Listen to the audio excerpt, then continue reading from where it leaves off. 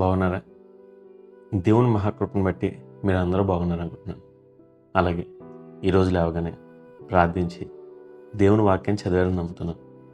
ఒకవేళ అలా చదివితే రండి ఈరోజు దేవుని వాక్యం ధ్యానిద్దాం. ఈరోజు దేవుని వాక్య ధ్యానం కోసం అపోస్తుల కార్యాలు 21వ అధ్యాయం 15వ వచనం చదువుకుందాం. దానిలో ఎలా ఉంటుంది? ఆ దినములు అయిన తర్వాత మాకు కావాల్సిన సామాగ్రి తీసుకుని యెరూషలేమునకు ఎక్కిపోతుంది. చూసారా, ఈ మాటలో పౌలు గారు ఆయనతో పాటు కొంతమంది వ్యక్తులు ఉన్నారు. ముఖ్యంగా లూకా గారు ఉండవచ్చని మనం నమ్మచ్చు. ఎందుకంటే ఆయనే ఈ పత్రికను రాశారు.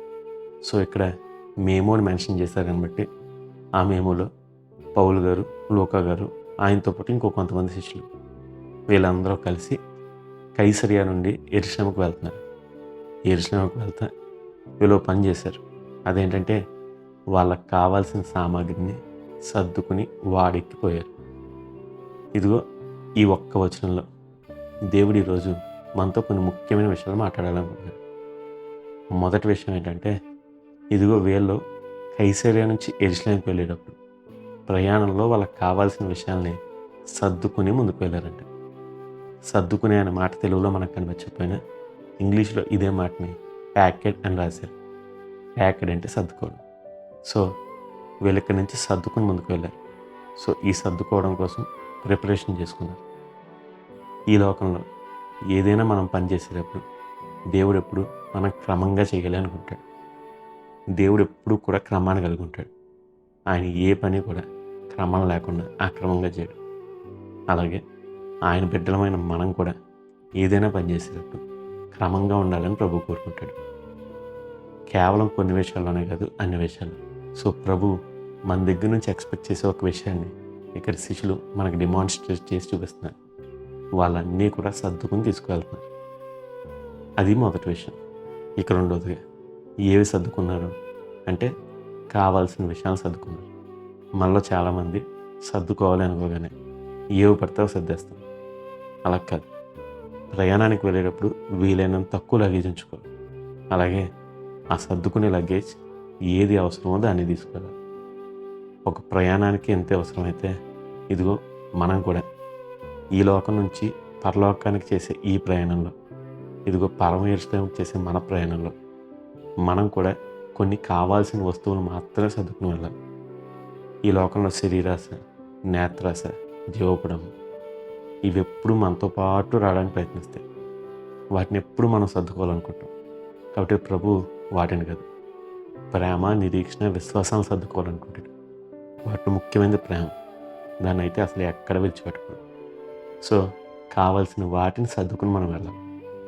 ఇక చివరిగా వీళ్ళు కైసరియా నుంచి యెరూషలేముకి వెళ్తున్నాం. ఇదిగో మనం కూడా ఈ లోకంలో నుంచి నూతన విషయాలకు వెళ్తాం. ఇప్పుడు సర్దుకుని వెళ్ళిన వాటన్నిటితో వీళ్ళు ఎక్కిపోయారు. మనం కూడా ఎక్కిపోయినప్పుడు చివరికి పరలోకానికి చేరుకున్నాం. పరలోకానికి వెళ్ళినప్పుడు మనం చూపించాల్సిన ఏంటో తెలుసా? మన సాక్ష్యం. ఇదిగో ప్రభువా, నీకోసం నేను ఎంతమందిని సంపాదించాను. ఇదిగో ప్రభువా, నా విశ్వాస ప్రయాణంలో ఇన్ని అలజడులు వచ్చినాయి. అయినా సరే నువ్వు నాకు తోడుగా ఉన్నావు కదా, నేను నా యాత్రను ముగించాను, నా పరుగును కడముట్టించాను. ఇదిగో దేవ, విశ్వాస విధంగా ముందుకు వచ్చానని చెప్పి దేవుని సన్నిధిలో సాక్ష్యాన్ని తీసుకెళ్ళాలి.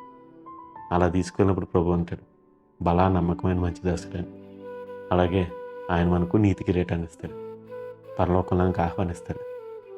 ఇదిగో ఆ గొప్ప ధన్యత మనకు కావాలంటే మొదటగా మనం దేన్ని తీసుకువెళ్ళాలో దాన్ని తీసుకువెళ్ళాలి. అందుకనే మనం ఈ లోకంలో ఉన్న వాటన్నిటినీ కదా, ఆయన రాజ్యాన్ని, నీతిని వెతకాలి. మన దృష్టి ఎప్పుడు పరలోక ప్రయాణం వైపు ఉంచాలి. ఒక సాధారణ ప్రయాణానికి శిష్యులు కొన్ని వస్తువులు సర్ది తీసుకున్నప్పుడు పరలోక ప్రయాణంలో మనం ఇంకెంత ముఖ్యంగా కావాల్సిన వాటిని తీసుకువెళ్ళాలి. ఈరోజు దేవుడు ఇదిగో ఆ కావాల్సిన విషయాలు మీకు చెప్పి మీరు కూడా ఆ విషయంలో ప్రిపేర్ అయి ఉండాలని కోరుకుంటున్నాడు. మరి ఎందుకని ఈరోజు ఆ విధంగా ప్రిపేర్ అవ్వకూడదు? ఆలోచించండి. చిన్న ప్రార్థన. పరలోకం తండ్రి, ఈ దినాన్ని ఇచ్చిన వాక్యాన్ని బట్టి నీకు ఉండాలి దేవా. శిష్యులు ఏ విధంగా అయితే చదువుతండి కావాల్సిన సామాగ్రిని సర్దుకుని చదువుతండి యెరూషలేముకి ఎక్కిపోయారో, ఆ విధంగా ఈ లోకంలోంచి చదువుతండి పరలోకానికి ప్రయాణం చేసే మేము ప్రతి కావాల్సిన విషయాన్ని చదువుతండి కలిగి ఉండకు మాకు సహాయం చేయండి. మా దగ్గర ఏదైనా లోటుగా ఉంటే చదువుతండి నీవే దాన్ని మాకు దయచేయని పడుకుంటున్నాను. సమాధానం లోటుకుంటే సమాధానం కలగజేయండి. విశ్వాసం లోపించిన వారికి విశ్వాసాన్ని సహాయం చేయండి. నిరీక్షణ లోపించిన వారికి నిరీక్షణ, ప్రేమ లోపించిన వారికి ప్రేమను దయచేయండి వేడుకుంటున్నాను. మరి ముఖ్యంగా దేవతండి, నీ రక్షణ చేతపట్టి దేవతండి, మేము చేస్తున్న ఈ పరలోక ప్రయాణంలో మా ఒక్కొక్కరికి దేవతండి నీ కృపను తోడుగా ఉంచమని, దేవ నీ రాజ్యానికి వచ్చిన వరకు దేవతండి నమ్మకత్వాన్ని దేవతండి, దేవ మా పరిశుద్ధతను కాపాడుకోవడానికి మా ఒక్కొక్కరికి సహాయం చేయమని కృప చూపించమని యేసుక్రీస్తు నామములో అడుగుచున్నాను నా ప్రియ పరలోక తండ్రి. Amen. God bless you. Have a blessed day.